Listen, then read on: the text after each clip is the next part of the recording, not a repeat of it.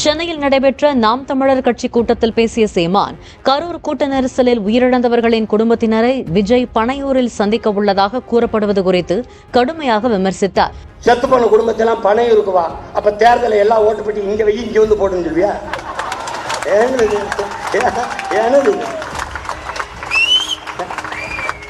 பண்ணையார் கூட பஞ்சாயத்து பெறுவார், பனையூர் பஞ்சாயத்து என் வீட்டுல தான் ஆலமரத்துக்கே வரமாட்டேன், ஆலமரத்துக்கே வரமாட்டேன், வீட்டுல தான் பஞ்சாயத்து. நாட்டாமையை தாண்டிய நாட்டாமை என்ன பண்ணுது? இப்ப இங்க வா, இங்க வாடா, தாத்தா எனக்கு சொன்னதுக்கு வாடா பாரு.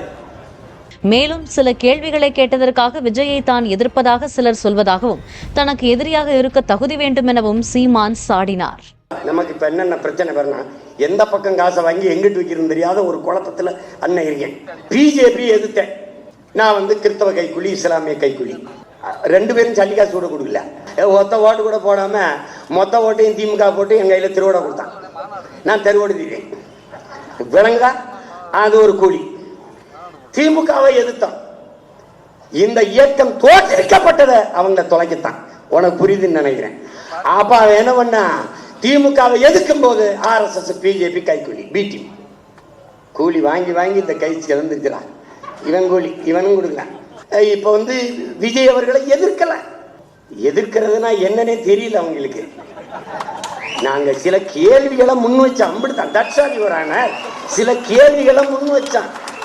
அதுக்கு பதில் தெரிந்தா சொல்லணும், என்ன போகணும். எங்களை விமர்சிக்கிற, எங்களை எதிர்க்கிற அவ்வளவு பெரிய ஆள் கிடையாது. ஒண்ணு, நான் பகிரங்கமாக என் தாத்தன் மேல சத்தியமிட்டு சொல்றேன், என்னை எதிர்ப்பவன் எல்லாம் என் எதிரி கிடையாது. நான் யாரை எதிர்க்கிறனோ அவன் தான் என் எதிரி.